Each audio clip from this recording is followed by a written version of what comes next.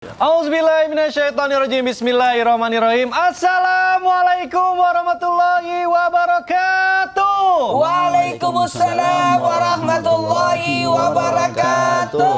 Jamaah. Yeay. Oh, jamaah. Yeay. Alhamdulillah. Alhamdulillahirrahmanirrahim. Wassalatu wassalamu ala asrofil anbiya'i wal mursalin wa ala alihi washabihi ajmain, amma ba'du. Alhamdulillah, jamaah Islam itu indah yang dirahmati Allah, bertemu lagi bersama saya Mikdad Tadausi, tentunya di Islam itu indah. Seperti biasa di pagi hari ini kita akan belajar bersama-sama, tentunya dengan guru-guru kita yang luar biasa. Kita sapa dulu Ustadz Maulana, apa kabar? Masya Allah. Dan ini hari berkah sekali. Masya Allah. Alhamdulillah. Kenapa sih Ustadz? Aduh, Habib di sini. Aduh, Masya Allah. Ini bikin kita tambah semangat ya. Tambah semangat dan tambah berkah. Tambah berkah, insya Allah. Ada Bertabur berkah. Bertabur berkah karena ada Habib Nabil. Apa kabar? Kumaha damang Habib? Sehat. Damang sawang sulna kumaha. Alhamdulillah pantes. Ngomong Habib Nabil orang Sunda. Orang Sunda. Oh, lagi di Cianjur. Masya Allah. Lu juga luar biasa Ustaz Maulana karena ada Habib Saudi nih. Udah lama gak ketemu nih. Sehat ya? Alhamdulillah sehat. Alhamdulillah. Semangat ya, hari ini kita akan bahas sesuatu yang menarik. 45. Wah, semangat 45, Masya Allah. Yang lagi viral tentang siwak-siwak itu. Oh iya, Masya Allah, aku udah dengerin tausiahnya. Oh ya. Iya dong. Jadi harus amalin juga tuh. Iya dong, insya Allah. Baik jamaah Islam itu indah yang dirahmati Allah. Masya Allah nih, kita sedang belajar, tentu saja pasti ada godaan-godaannya. Tentu saja kalau kita misalnya mau hijrah ke tempat yang lebih baik, suka ada cibiran-cibiran. Nah kadang aku sering denger juga nih, ada beberapa orang yang langsung judgmental, suka ngejudge katanya. Ah udahlah, kamu itu pasti masuk surga, yang bakal masuk kamu tuh aku masuk neraka, ini masuk surga. Pokoknya inilah di kotak-kotakin gitu. Sebenarnya boleh manusia itu menjudge bahwa yang ini bakal masuk neraka, ini bakal masuk surga. Boleh nggak ya kira-kira? Makanya mumpung ada guru-guru kita langsung aja bahas dalam tema kita yang luar biasa. Temanya adalah emang situ panitia surga. Masya Allah. Mohon izin guru-guru, ini temanya menarik banget, tapi biar nggak salah ya jamaah, aku mau langsung tanyain sama yang ahlinya, Habib Nabil. Afwan, izin bertanya nih Bib. Banyak nih ya namanya manusia pasti pengen nanti bukan hanya di dunia tapi di akhirat juga bisa bahagia, masuk surga gitu ya. Betul tapi sekali, masih ada juga mungkin yang belum tahu, jamaah yang ada di rumah juga penasaran sebenarnya gimana sih gambaran surga menurut Al-Qur'an dan juga hadis. Nah ini mohon penjelasannya Habib. Tafadhol. Izin Habib. Izin Ustadz Maulana.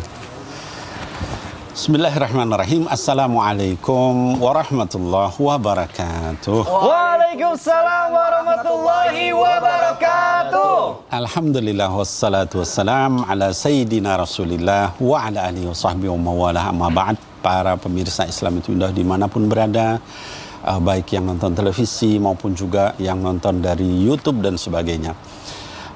Ketika kita bicara tentang tadi surga, ya sebenarnya bagaimana sih sifat surga dalam Quran dan hadis, ya sunnah Rasulullah SAW. Saya saking banyaknya ayat tentang surga, ya saya berikan salah satu contoh misalnya yang ada di surah Muhammad ayat ke-15. Kita dengarkan betapa indahnya surga itu dan tidak mampu kita membayangkan keindahan seperti itu. Kata Allah, "Mathalul jannati allati wu'idal muttaqun." Jadi perumpamaan ya bagi surga yang disediakan untuk orang yang bertakwa. Seperti apa? Fiha anharun mimma'in ghairi asin.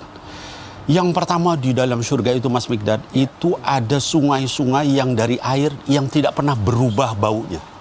Kalau kita di dunia, kalau misalnya air dibiarkan lama-lama baunya nggak sedap. Betul. Bisa bau amis, bisa bau busuk. Betul. Bahkan gitu ya. Kalau di surga itu sama sekali tidak berubah baunya.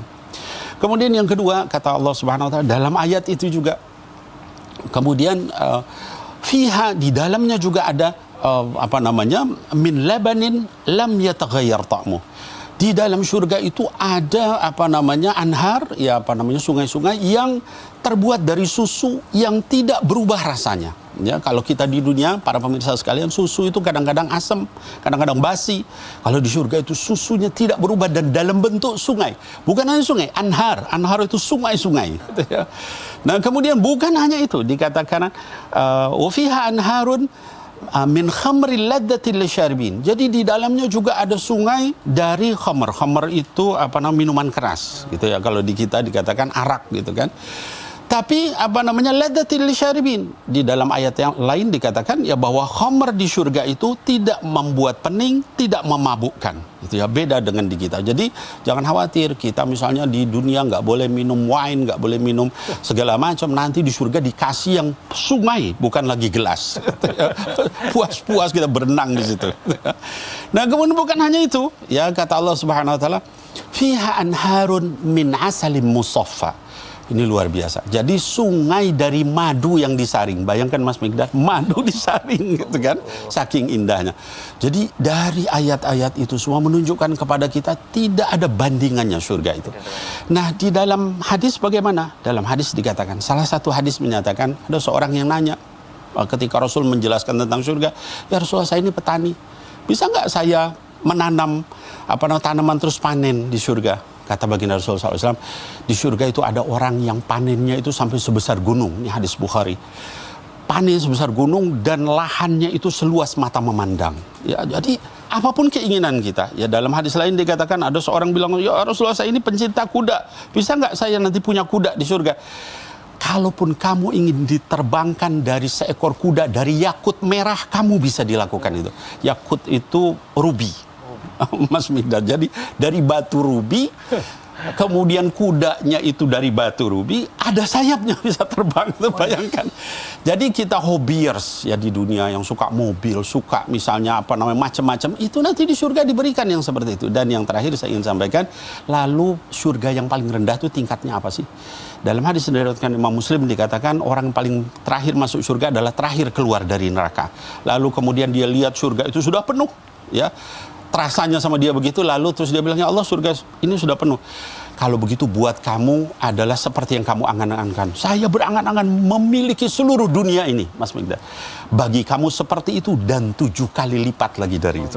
Wah. Jadi itu yang paling rendah. Aduh. Itu yang paling Bagaimana yang paling tinggi? Ya Allah. Jadi segala amal ibadah yang kita lakukan di dunia ini udah pasti hadiahnya juga nggak main-main. Masya sama Allah, nggak ada tandingannya. Surganya Allah. Kalau kita membayangkan secara visual aja, aku tadi sampai merem gitu. Waduh, Masya Allah, pengen hati ini. Paling rendah aja nggak apa-apa.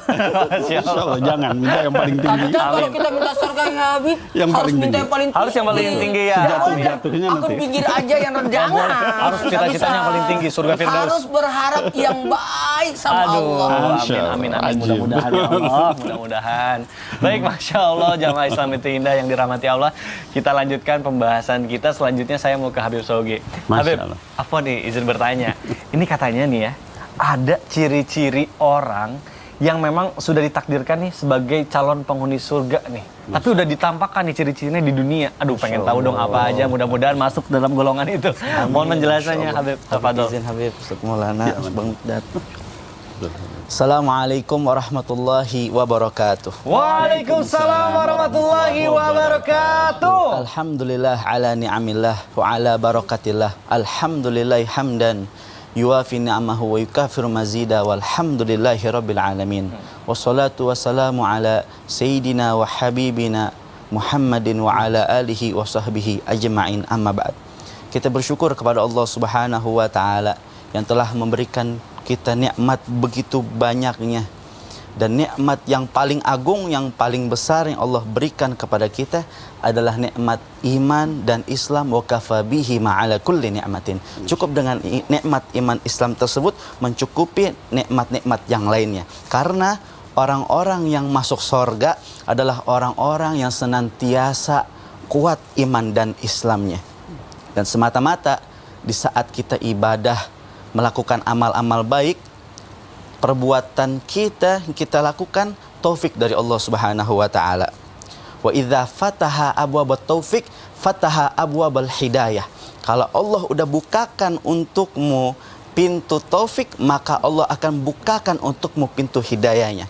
Wa idza fatahalaka abwabal hidayah fatahalaka abwabat taqwa. Kalau Allah sudah bukakan untukmu pintu hidayahnya, maka akan dibukakan pintu selanjutnya, yaitu pintu takwanya. Takwa secara secara ringkas adalah dengan kita mengikuti apa-apa yang diperintahkan oleh Allah, memenuhi perintah Allah Subhanahu wa taala, dan menjauhi apa-apa yang dilarang oleh Allah Subhanahu wa taala. Mudah-mudahan kita digolongkan menjadi orang-orang yang bertakwa. Kemudian idza fatahalaka abwabat taqwa fatahalaka abwabat taubah. Kalau Allah sudah bukakan untukmu pintu takwanya, dibukakan untukmu pintu taubatnya. Dan Allah paling cinta sama orang-orang yang bertaubat. Allah tegaskan di dalam Al-Quran, innallaha yuhibbut tawabina wa yuhibbul mutatahhirin. Allah cinta sama orang-orang yang taubat, yang sering berbuat salah, kemudian selalu dia kembali kepada Allah Subhanahu wa taala, memohon ampun kepada Allah Subhanahu wa taala. Wa idza fataha abwabat taubah fatahalaka abwabul mahabbah. Kalau sudah dibukakan pintu taubat untukmu, maka dibukakan untukmu pintu cintanya. Kalau Allah udah cinta sama kita, apa yang kita mau dikasih sama Allah Subhanahu wa taala. Ustadz Maulana, Bang Miktat mau apa? Dikasih sama Allah Subhanahu wa taala. Maka jadilah orang-orang yang dicintai oleh Allah Subhanahu wa taala. Wa idza fataha abwabul mahabbah fatahalaka abwabur ridha. Kalau udah dicintai oleh Allah Subhanahu wa taala, maka dibukakan selanjutnya pintu ridhonya. Seperti mana seorang anak bandel. Itu anak punya orang tua. Orang tuanya biarpun tuh anak bandel, karena lantaran cinta, ya udah tetap cinta. Di satu anak mau terjerumus, pasti bakal diselamatin. Begitu juga Allah Subhanahu wa taala, kalau udah cinta sama hambanya, bakal diselamatin itu hambanya, bakal dijaga, bakal diridhoi oleh Allah Subhanahu wa taala. Wa idza fataha wa idza fataha laka abwabur ridha fa anta fil jannah fid dunya qoblal akhirah. Kalau sudah dibukakan pintu ridhonya, maka hakikatnya kau sudah berada di sorga sewaktu kau di dunia, sebelum sorga nanti di akhirat. Masya Allah. Masya Allah. Luar biasa. Berarti Habib, tugas kita di dunia itu adalah berlomba-lomba untuk mencari ridhonya Allah ya, supaya kita juga istiqomah. Nah, ini istiqomah yang susah nih. Istiqomah. Istiqomahnya. Benar-benar istiqomah. Nah, itu bukan dia. istri 3 dikontrakin rumah. Apa tuh? Istri 3 dikontrakin rumah. Bukan itu, bukan. Bukan itu ya. Masya Allah. Habib Shauqi, terima kasih penjelasannya. Selanjutnya saya mau ke Ustadz Maulana. Lucu ya Ustadz Lucu Shauqi. ya. Kalau guyonannya para habaib itu luar biasa. Masya Allah. Ustadz, apa nih izin Ya. bertanya? Dalam proses hijrah itu kan ya kita sering menemukan beberapa orang yang mungkin udah tahu ilmunya, Dia tahu sudah ilmunya. banyak, ilmunya lebih cukup, maksudnya lebih pintar lah gitu. Tapi bagaimana nih kalau misal orang yang ilmunya lebih banyak dari kita, sudah cukup ilmunya, tapi mohon maaf nih, suka membid'ahkan orang lain dan merasa dirinya yang paling benar gitu, tidak punya salah. Nah ini bagaimana nih? Mohon penjelasannya Iya, dulu. siap. Tafadhol. Izin Habib, Masya Allah, Tabarakallah, berkah hari ini di Islam Amin, Indah. amin, ya Allah. Bismillahirrahmanirrahim. Assalamualaikum warahmatullahi wabarakatuh. Waalaikumsalam warahmatullahi wabarakatuh. Jamaah. Yeay. Oh jamaah. Yeay. Alhamdulillah. Lillah. Alhamdulillah Rabbil Alamin. Allahumma salli ala Sayyidina Muhammad wa ala ali Sayyidina Muhammad. Alhamdulillah tadi sudah dijelaskan oleh Habib Nabil, Habib Shauqi, Masya Allah, Tabarakallah, bagaimana gambaran surga yang luar biasa dan orang-orang yang masuk di dalamnya. Dan ternyata orang yang masuk di dalamnya adalah orang yang mendapatkan ridho Allah. Dan ingat, bukan amal yang menyebabkan orang masuk surga, bukan pahala, tapi yang menyebabkan orang masuk surga adalah ridho dari Allah Subhanahu wa taala. Maka dalam hal ini kalau ada yang maaf, sudah bagus ilmunya tapi selalu mengatai orang seperti inilah, maka kekhawatiran kita apabila terjadi seperti ini, dikhawatirkan tergolong orang yang sombong karena menganggap rendah orang lain. Dan kita bayangkan dalam satu hadis disebutkan bahwa ada orang masuk surga, pelacur masuk surga gara-gara memberi minum anjing. Coba. Jadi kita tidak tahu siapakah penghuni surga. Karena kita bukan panitia surga. Kita tidak tahu. Dan ternyata Allah memberikan kemudahannya dengan adanya keridhoannya. Maka dalam hal ini kita mencuri perhatian Allah lewat keridhoannya. Dan dalam hal ini juga bagaimana kita bisa menata hati, memperbaiki diri. Jadi kalau kita melihat diri, bayangkan diri kita banyak dosa. Tapi ketika melihat orang lain, bayangkan mereka banyak pahala. Ketika kita melihat anak muda, kurang dosanya karena masih muda. Ketika kita melihat orang yang tua, oh banyak pahalanya karena usianya panjang. Jadi kita senantiasa berbaik sangka karena ibadah yang tertinggi adalah baik sangka. Dan dosa yang terbesar adalah putus asa. Jadi kita tidak boleh putus asa. Sampai ada yang berkata tadi, ya Allah kasih aku surga walaupun tingkat rendah jangan. Nggak boleh kayak gitu. Nggak boleh. Harus optimis tetap ya. Kita tetap optimis, dapat surga, dapat keridhaan Allah. Bahkan di penghujung ayat kita, akhir ayat kita tetap berbaik sangka. Amin. Man akhiru kalam la ilaha illallah halal jannah. Bukankah orang mengakhirnya dengan kalimat la ilaha illallah masuk surga? Coba bayangkan tadi kita sindir sedikit bahwa ada orang masuk surga gara-gara memberi minum anjing. Iya. Dan dia bukan ahli ibadah loh. Dia adalah, maaf saya pinjam kata-kata ini, pelacur. Nah, jadi bagaimana kita menata hati, memperbaiki diri, jangan sampai berbuat zalim, apalagi menyakiti hati orang. Ya, menyakiti hati orang. Waduh, jangan ditakut-takuti lah, jangan dicas lah, jangan dijelek-jelekkan lah. Jangan sampai dia takut datang ke majelis. Iya. Mungkin awalnya cuma jualan es. Lama-lama dia traktir orang es. Iya. Lama-lama dia bikin majelis maulid. Itu kan begitu. Akan aku kemarin dapat kisahnya tuh penjual es yang iya? bermaulid. Waduh. Masya Allah. Masya Allah. Saya terharu. Tahu-tahu, ya Allah, udah ya gitulah. Masih mau dengar ceritanya. Aku mau denger juga. Mau dengar ceritanya? Mau denger, aku juga Nantilah penasaran. segmen-segmen berikutnya. Oh, iya. Karena sudah nol. Oke lah kalau gitu. Ih, semangat banget sekarang. Apa sih? Aku tulis dulu listnya. Apa sih? Tulis apa sih? Oh, Ridwan. Aduh, aku jadi kepo nih. Hengki, Angga, Rizky, Aldo. Ditulis banyak-banyak. Nulis apa sih? Aku lagi nulis, Ustadz. Jadi aku lagi nulis nama-nama teman-teman aku, keluarga aku yang nantinya aku akan ketemu di surga. Masya Allah. Gitu. Jadi aku doain masuk surga. Aku tulis ini biar nggak lupa. Emang dia panitia surga? Dia yakin masuk surga? Iya, kan namanya juga berharap. Kan tadi kata Ustadz disuruh husnuzon. Jadi aku tulis dulu nih, ngelis dulu biar nggak lupa.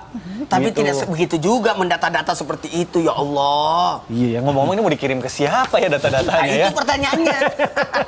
Ya udah deh, kalau gitu jamaah biar nggak salah nanti akan dilanjutkan lagi. Jangan kemana-mana, tetap di Islamic Tindak. Jamaah, oh jamaah, alhamdulillah. Pertanyaannya cuma satu. Ada nggak nama saya di situ?